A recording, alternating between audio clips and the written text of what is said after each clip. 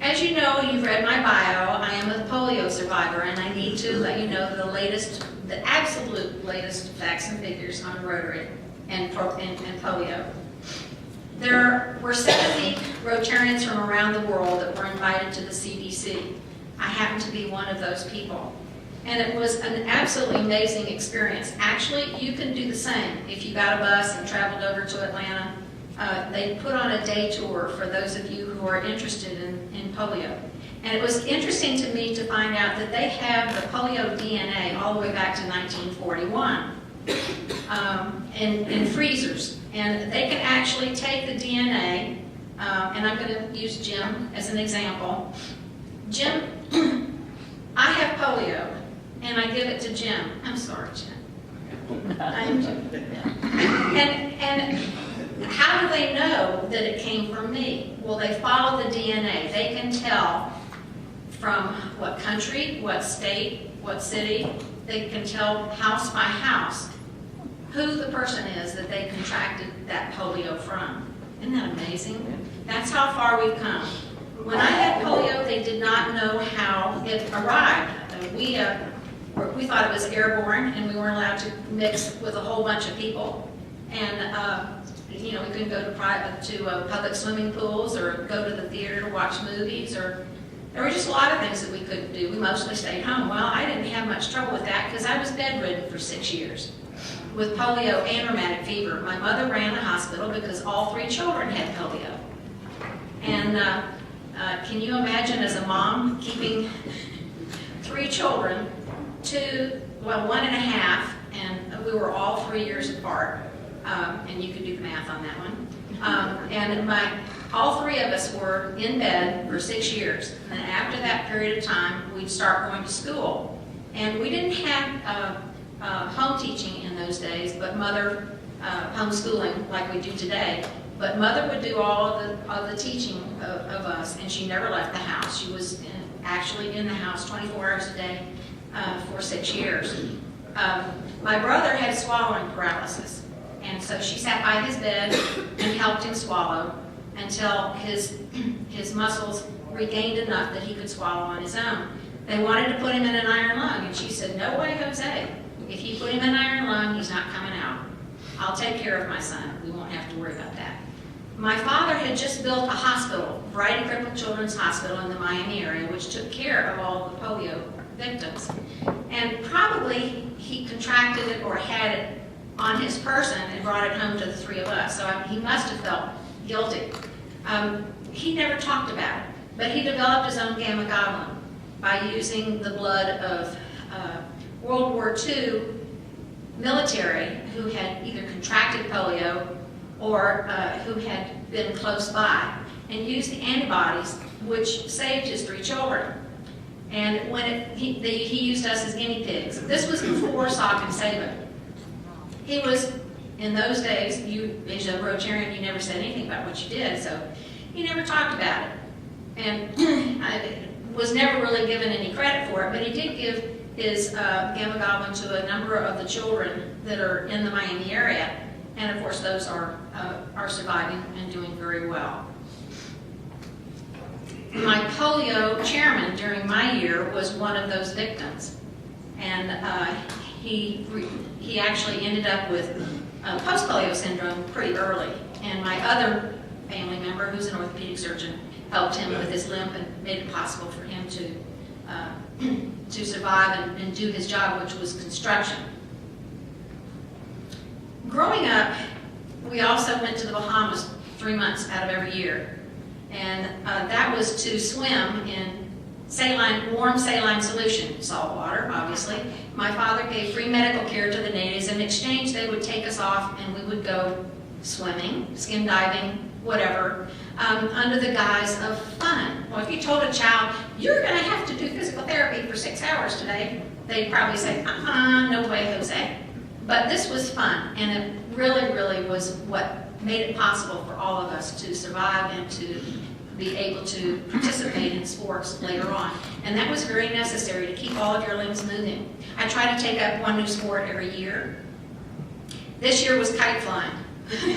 I wasn't very good at that.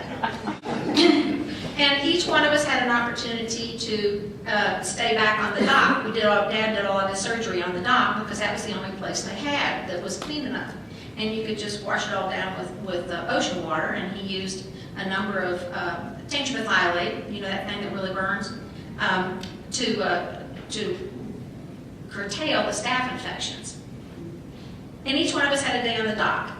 One of the days on the dock, at the age of 8, was to deliver my first baby. Well, I didn't know where babies came from. Well, I tell you learn real quick. Dad was amputating the arm of a gentleman who had been bitten by a moray eel and had become gangrenous. So he was lined up next to me. He said, "You just sit there and I'll just tell you what to do. Don't worry about a thing." Well, we got along okay, and the baby was born. And of course, this was her 14th child, so you know, I really didn't have a lot to do.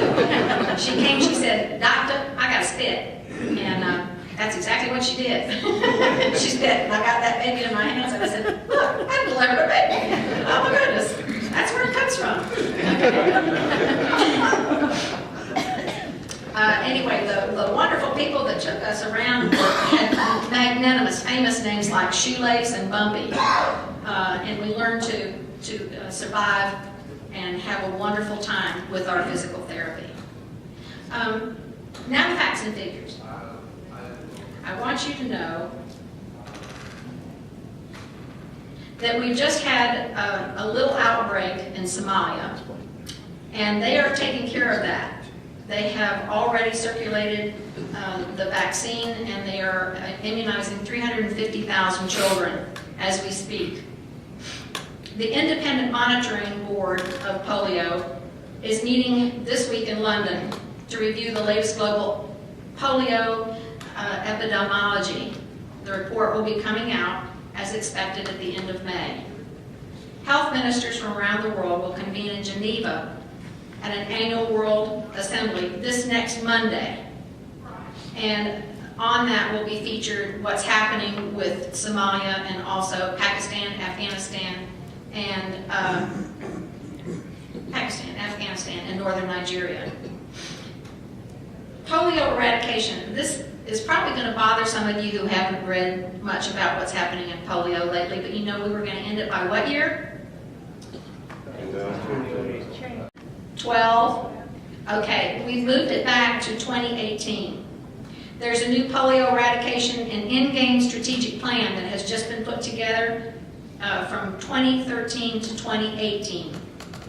$4 billion in funding and commitments took center stage at the Global Vaccination Summit in Abu Dhabi this last April. They developed the Global Polio Eradication Initiative. The plan is designed to achieve certification of polio eradication by the year 2018, strengthen routine immunizations, and transfer the eradication of initiative assets to other public health efforts. Rotary International, along with the World Health Organization, UNICEF, the CDC, and the Bill and Melinda Gates Foundation, are partners in this new initiative. The new plan will cost $5.5 million. Governments, non-governmental organizations, foundations, and other donors have already announced their commitments to that meeting.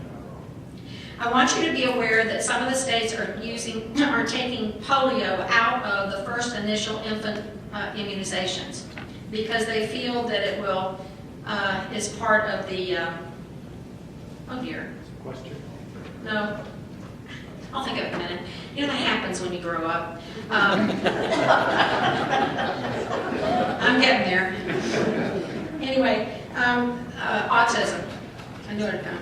And so a lot of people are fighting and making sure that they cover their legislatures to make sure that this stays intact.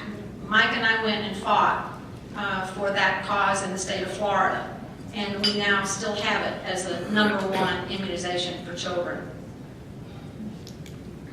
So what does all this mean to the Rotary Foundation?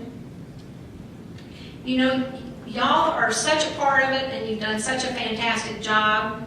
And I hope that you continue to contribute to polio and to the foundation especially. It just gives you warm fuzzies when you know that you're doing good in the world. And you know, you have a lot of absolutely fantastic past district governors Would they stand? Come on, past district governors.